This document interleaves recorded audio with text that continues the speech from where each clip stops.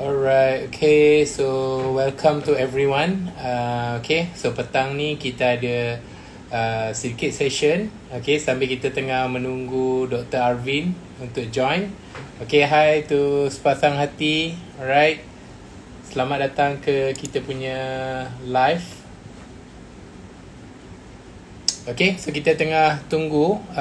Alright, so kita dah ada Dr. Arvin kat sini. Okay, I will invite Dr. Arvin to join. Okay. Hi sepasang hati. Okay, so kita tunggu kejap. Dr. Arvin will be on the line. Okay, hi Doktor. Hey guys, hi Firdaus. Okay, Lama tak jumpa. itulah kita PKP 1 year, so almost 1 year lah kita tak jumpa ya.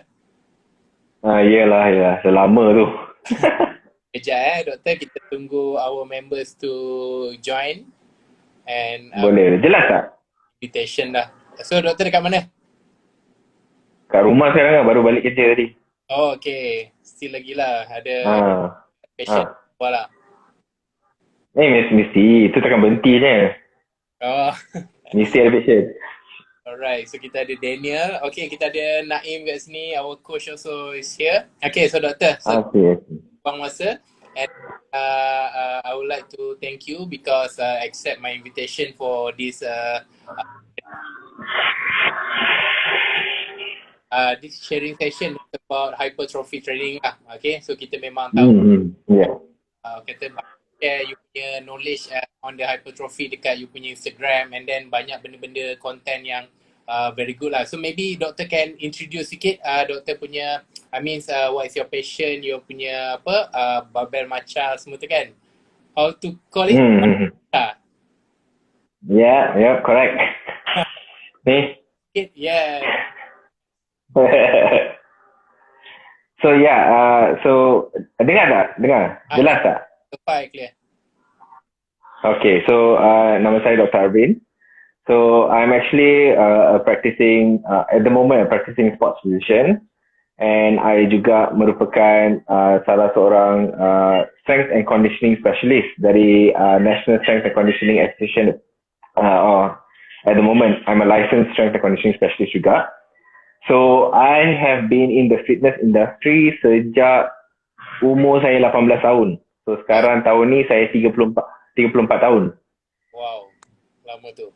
So tapi nak kata pro trainer tu maybe in the last 5 to 6 years baru I jadi lebih kepada pro trainer lah. Sebab sebelum tu memang banyak jugalah benda yang tak diketahui. Kita bro science banyak sangat, baca sini, baca sana, belajar sini, belajar sana. So tak adalah sangat evidence based learning at that point. But bila I dah mula fokus kepada sports medicine ni, saya fokus sikit kat training melalui evidence based lah, dengan my experience with my clients and so on. So I have been training people since I was 18 years old, tapi it has gotten better with the years of me training people lah. Lagi banyak saya belajar sebagainya lah. And at the moment ni saya baru je pass punya masters untuk sports medicine. Okay. So so from here on saya akan servis sebagai a sports physician lah. Okay. So saya akan deal banyak dengan sports injuries, obesity management, pain management untuk sports injuries, and performance as well lah. I punya field of interest is performance lah. Performance lah. Okay, tengok diorang punya. Kalau performance ni kita kata lebih kepada itu atlet lah kan? Actually bila kita bincang pasal atlet ni kan, banyak orang mengingatkan atlet ni hanya orang yang main untuk negara ke, main untuk negeri ke. Itu adalah elite atlet. Atlet ni actually banyak jenis. So macam you dengan I ni, sebab we are constantly competing, kita are known as competitive athletes. Yeah. So walaupun kita tak main national level ke state level professionally, tapi kita train untuk nak join competition, nak train untuk ni sebagainya kan. So kita dipanggil sebagai competitive athlete. Okay. Ada juga orang yang dipanggil sebagai recreational athlete. Diorang juga yang diorang bukan pergi gym tu kan macam tak tahu apa benda nak buat. Diorang pergi gym tu atau pergi training tu sebab diorang nak run faster, they want to get stronger and those kind of things. So diorang ada target.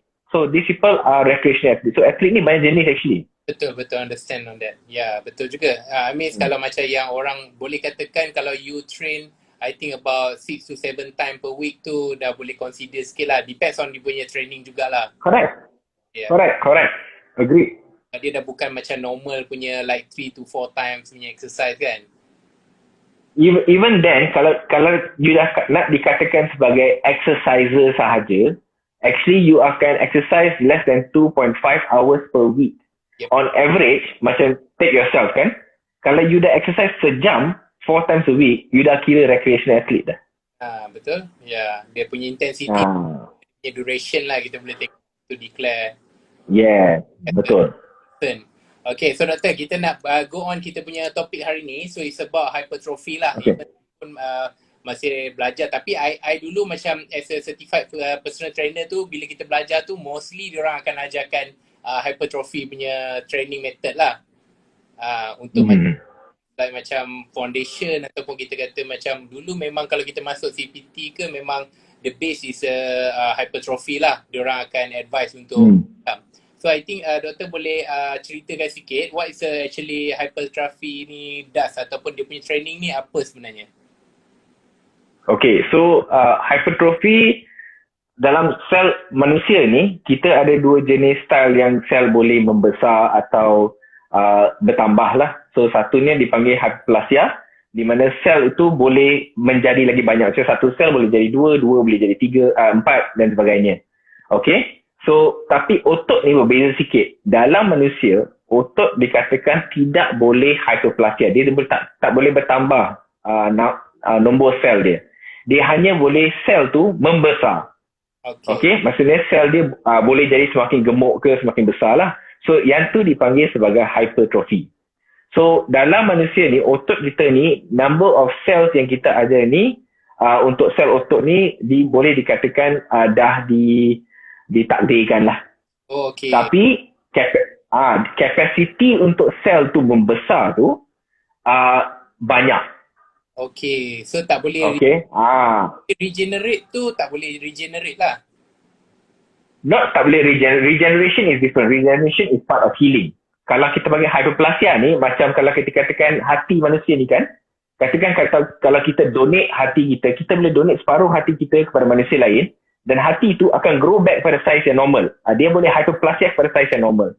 Sama dengan sel uterus dalam perempuan, masa dia mengandung kan, sel tu akan bertambah untuk membesarkan sel dia.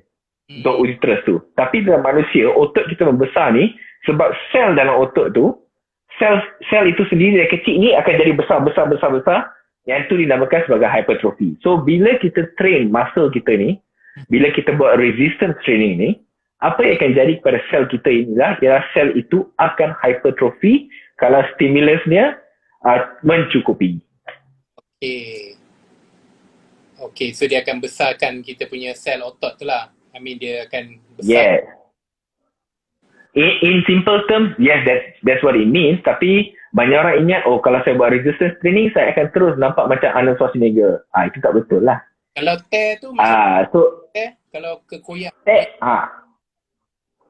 Kekoyakan tu. Okay, so tear tu, muscle kita bila dia injured, dia bukan all the time akan terus tear lah.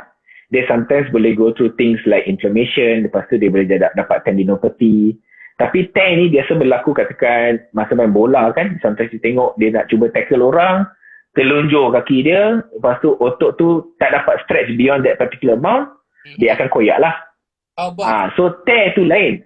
Kalau kita buat muscle building pula, macam contoh sonus yang kita panggil koyak muscle tu, itu koyak kecil muscle damage. Muscle damage. So those are micro tears. Boleh dikatakan sebagai first stage of muscle injury. But the thing is, bila you attend this hypertrophy seminar ni, I will explain kenapa principal muscle damage ini sekarang is under question. Sebab, is it really essential for us to damage our muscle in order to hypertrophy, or can we do it with very minimal damage? So I will answer that question during the seminar because that is very important to understand. Sebab the concept of yang kita kena koyakkan masa dulu atau injure masa dulu sebelum boleh hypertrophy is an outdated knowledge. Alright, Okay, that's good. That's good education. Ni lah. Okay, good info. Okay, Yeah. so actually siapa yang patut atau gunakan hypertrophy punya training ni? I mean, this hypertrophy ni untuk siapa sebenarnya? Actually untuk semua orang. So yes, the importance of hypertrophy. The thing is, kita punya target untuk hypertrophy, setiap orang ada different target. Macam saya suka that my physique is bigger. So my entire training is garnered towards improve my strength and improve my muscle size per se. Okay. So it's the way I train, the way I eat, the way I do my entire lifestyle, my sleep and so on is memang target saya untuk membesarkan badan saya dan menguatkan badan saya. Tapi the thing is, hypertrophy is important for almost anybody who is living, because to a certain extent we need a good amount of muscle mass. Dikatakan sebagai peak muscle mass. So bila kita tengah muda macam ni, yang orang yang tengah dengar katakan you are in your 20s or your 30s, we are going to need a certain amount of muscle mass, sebab as you age, muscle mass akan turun. Muscle mass kita akan turun sebab hormon dalam badan kita yang support kita punya muscle mass, the amount we eat, the amount we sleep and everything starts getting lesser or gets affected as we age. So the amount of muscle mass we have will decrease eventually. Suka ke tak suka, muscle mass kita akan drop with age. So katakan at my age, I am at this big. So imagine when I'm 70, I will have lost some muscle mass, but because I've built enough, I will be able to hold on to most of it as I age. Tapi katakan when you're young, you never paid any attention to your muscle mass or strength. Okay? And you have very poor strength, very poor muscle mass. As you age, muscle tu akan decrease juga. So muscle tu dia takkan hilang tau. Muscle hypertrophy, dia akan atrophy, mula kecut. Okay. So you will start facing this thing called sarcopenia, which is age-related muscle loss. Okay. And with that, you akan lose function. When you lose function, it's because two things. Either you lose strength or the muscle mass itself is reducing. Strength is the most important thing lah. So dia akan turun juga dengan hypertrophy tu. So kalau kita katakan whether it's important untuk hypertrophy untuk cyclist ke, untuk runner ke, yes, it's important. Just that magnitude of hypertrophy berbeza. Okay? Untuk runner, kalau you're marathon runner, you cannot be very big because your sport is endurance. But do they hypertrophy? Yes, they do. Kalau you tengok endurance runners, dia bukan tak ada muscle. Their punya fibers are mostly maybe type 1. Okay, that makes them very good runners. They're very, very efficient. They might not be very strong, but they're very efficient with that muscle they have. Tapi kalau you tengok sprinters lebih besar sebab dia orang more type 2 fibers, they're very explosive. So cyclist pun macam itulah. So muscle mass ni, dia bukan saja untuk bodybuilder ke, powerlifter ke, strongman ke, dia important for other sports. Footballer pun kena ada. Actually orang biasa pun kena ada sebab imagine our parents kan, bila tua kan, one of the biggest problems they face is tak boleh bangun dari kerusi. Betul. Okay. The reason for that is, number one, their muscle mass is really low, or they have lost a lot of muscle mass, and they have lost a lot of strength. Yeah. So those two biasa come hand in hand. Yeah, I recognize juga macam contoh this PKP kan, kita tak pergi gym semua tu, even kita tak train, bila kita tak pergi gym, kita tak train lah strength ataupun kita tak train muscle dekat rumah. Kita just banyak buat brisk walking, jalan ke apa. So I notice that kita jadi macam bila nak naik tangga tu pun jadi lagi sakit kaki, sakit lutut dan sebagainya. Berbanding kalau kita waktu kita buat training, kita ada rasa macam bukan kata energy lah, tapi kita rasa muscle kita ni engage untuk kita nak naik tangga dan sebagainya. Boleh nampak? Yeah, so as you age, as we are sitting at home ni kan, most of us are not very active. When you're not very active, unless you have a online trainer who is helping you with programming home-based exercises and so on, then you will be able to do strength training. And the thing is, banyak orang kat rumah, we don't have equipment. You might have like 1 dumbbell, 2 dumbbells, maybe some bands. Okay? It might not be enough to become bigger lah. But it will be enough to maintain what you have. Actually, kalau you pandai program. Pandai dia punya program. Okay, doktor. Actually, ramai orang, diorang ni lebih kalau di Malaysia ni kita tahulah the most program yang orang cari adalah about weight loss program. Even ramai trainer kat luar sana pun dia akan lebih berminat untuk mengajar program yang berkaitan dengan weight loss. This is like high demand lah on the weight loss punya tu. So do you think ataupun hypertrophy ni dapat tak bantu daripada segi weight loss punya program? Okay, so this is a very good question. Okay, I hope I'm not stepping on any toes. Tapi weight loss training ini does not really exist. Okay, you have to understand what you are talking about weight loss. In my terms, I'm talking about fat loss because the problem is fat, right? Okay, fat loss is the outcome of proper exercise, the outcome of proper diet, the outcome of proper sleep. You do not exercise just to lose fat. That is not what exercise is for. You get it? The good outcome of exercise is losing body fat. Okay? We exercise to become faster, to become stronger, to look better, to have agility, to have power. Those are the reasons why we exercise, because those are the attributes that are going to help you to function. Having lower body fat is good health outcomes. So, it doesn't matter what kind of exercise you do. As long as you're in a calorie deficit, you will lose body fat. It doesn't matter what exercise you do. You can do running, you can do cycling, you can lift weights, you can do strength training, whatever you want. You will lose body fat if you are in a calorie deficit. That means the amount of activity you do and the amount you eat, it causes a negative balance. So there is no such thing as a weight loss training because any exercise can be weight loss. Any exercise can be fat loss as long as you meet the calorie deficit. So what does hypertrophy training do, or what does resistance training do to that is, resistance training helps increase the muscle mass. Mm-hmm. So when it increases the muscle mass, it also increases the body's demand for energy. Okay? So when it increases the body's demand for energy, the possibility for you to burn more calories is going to be there. Okay, so bila dia dah ada up to them lah. Kalau jaga makan, of course you akan be ni lah. Correct. Yeah. Correct. Okay, so we should not like macam cakap kalau kita buat exercise ni dia boleh weight loss. Itu tak betul. Yeah. Sebab bukan semua orang macam kepala macam saya nak buat resistance training 4 kali 5 kali seminggu. Sebab for runners, your sport is running. You might like running a lot. But like what the seminars we have done before, I've told you that if running is your main goal, strength training helps the running. Yeah. So for people like me who are strength athletes, running or cardiovascular training helps my cardiovascular training by making me more aerobically fit. Okay. Macam tu. Okay, understand that. So and then actually hypertrophy ni dia have like a programming lah. I mean untuk macam it's a guideline lah untuk orang yang mana nak jadi trainer ke, dia mesti orang kata hypertrophy ni dapat bantu dia daripada segi guideline, can teach for beginners untuk ni, dia ada guideline lah. Correct.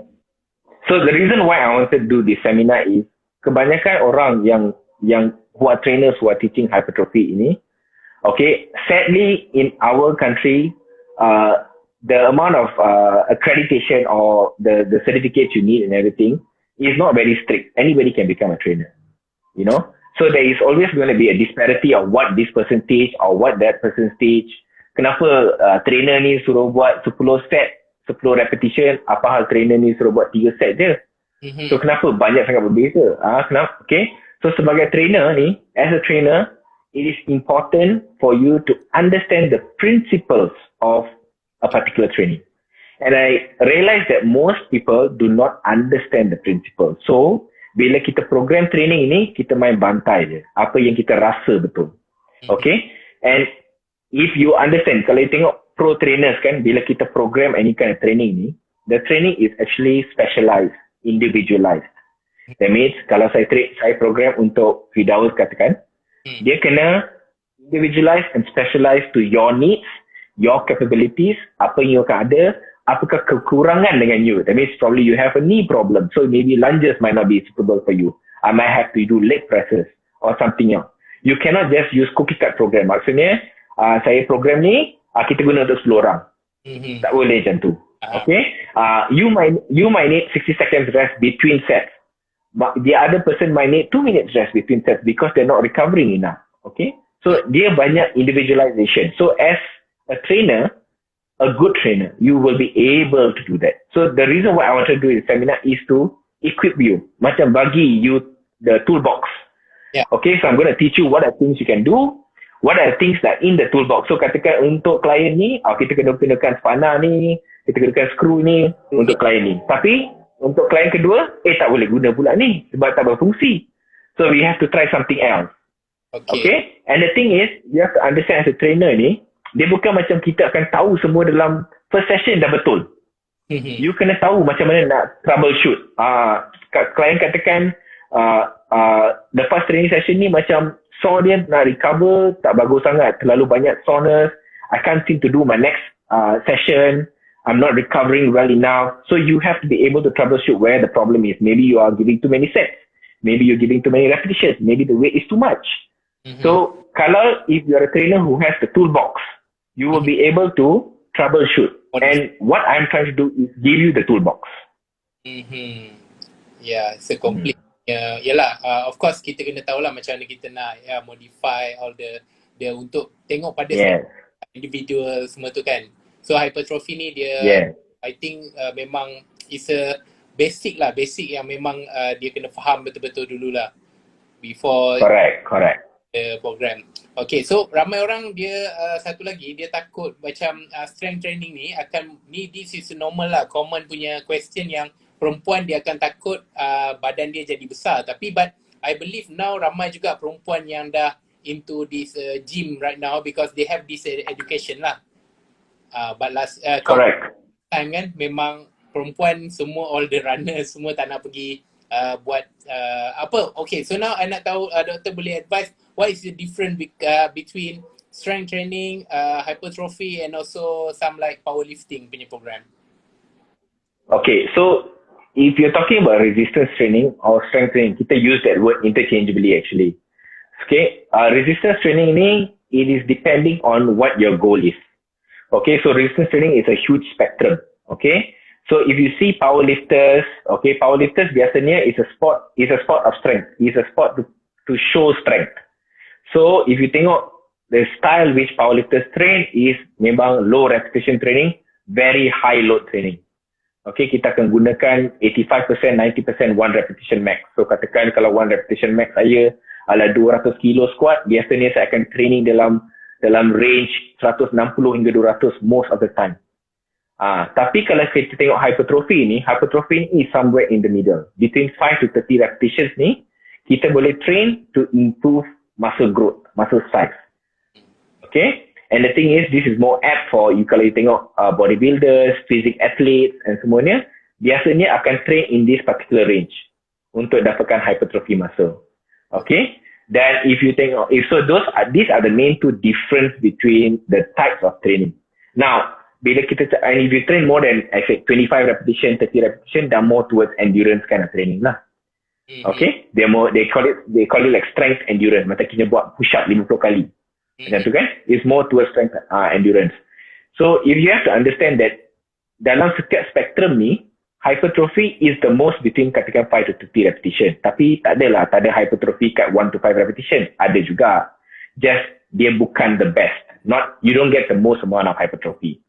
Okay? Likewise, kalau you selalu train more than 30 repetition, selalu buat push up je, masa tu bolehlah membesar, tapi takkan membesar sebanyak orang yang menggunakan lebih banyak berat dan train dalam 5 to 30 repetition tu. So dia macam the zone of which you train it lah. So most of us will fall in the hypertrophy range. Most of us depends orang tu punya goal jugalah. Maksudnya kalau berapa strength yang dia nak tu. I mean, yalah kalau macam contoh dia tak perlu strength untuk sports dia tak perlu strength yang terlampau tinggi, jadi dia just maybe per body weight ke berapa persen saja kan dia punya tu. So dia always depends apa you punya target dan apa yang you're trying to achieve lah. So maksudnya I'm not saying that kalau you are an endurance athlete you tak boleh buat strength training. I mean powerlifting style training boleh juga, tapi it's not going to be very beneficial to your sport. You cannot spend too much time on that. Katakan kalau you nak belajar macam mana nak buat bench press ke apa, it's very technical. So kita kena, bila kita fikir pasal hypertrophy ni kan, kita kena fikir kalau klien ni dia ada masa tak untuk belajar technical parts of training ni. Sebab banyak teknik, macam deadlift is very technical, squat is very technical. So does your client have that kind of time? If your client doesn't have that kind of time, what can you do? Can leg press be a better option? Because leg press dia punya skill tak banyak. Duduk, letak kaki ke atas, tolak plate tu. Okay? So it's simple for your client to remember or to learn. Instead of you trying to teach them how to squat, the bar must be here, tangan macam ni, back kena tahan macam tu, kaki punya position macam ni. So they becomes very complex. Okay? So I'm not saying your client cannot learn that. Your client can, but it's not something you teach to a client yang baru masuk gym semalam. Yeah. You know? So kita kena fikir as a trainer, you have to be able to do that. Jangan kita choose exercise ni sebab saya suka squat, saya bagi semua orang squat lah. Tak boleh macam tu. Sebab kamu dah training 10 tahun, klien kau baru 3 bulan. Jangan compare. Tapi then most of trainers pula akan bagi cara style training tu macam dia punya. Mana boleh klien tu baru 6 bulan training. You rasa dia boleh tahan ke training you? Tak. So kita kena fikir macam tu. So that's why individualization and specialization comes in.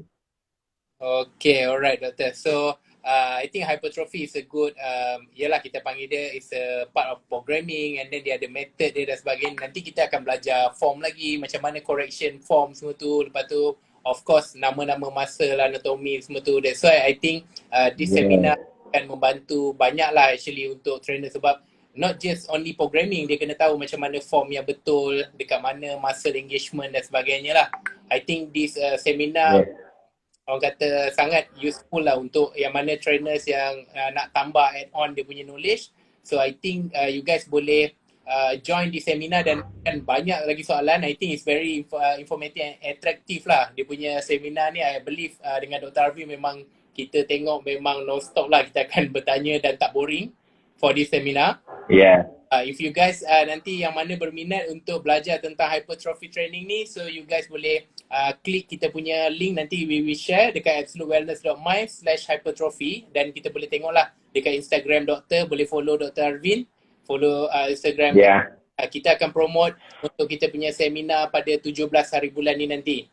Okay, so I think best kata untuk the knowledge untuk orang baru, not just to become a trainer, but macam I pun kalau suka add on macam my knowledge ke apa semua tu, I akan join je mana-mana seminar yang I think boleh bagi value lah pada diri kita kan. I think it's very correct lah. Actually for this MCO yang lockdown ni pun I macam-macam seminar I join. Even I tak, sekarang ni I cari seminar yang nak memasak pun I nak join kalau ada kan. Untuk upgrade our skill, our value. Sebab ini now is opportunity. Duduk rumah pun tak buat apa kan doktor. So baik benda-benda yang value yang boleh orang kata bagi kita knowledge lah. And then of course we memang honor lah dapat doktor memang sangat experience, and also lead by example. You tengok Instagram doktor nanti boleh tengok macam-macam training and also macam-macam knowledge you boleh dapat daripada IG doktor. Okay, thank you for your time. Alright man, see you guys at the seminar. Alright. Everyone can register our seminar nanti on 17. So kita akan sembang panjang lagi dengan doktor, okay? Alright. Thank you doktor, take care. Okay, take care Firdaus. Okay, thank you. Okay, bye-bye. Bye-bye.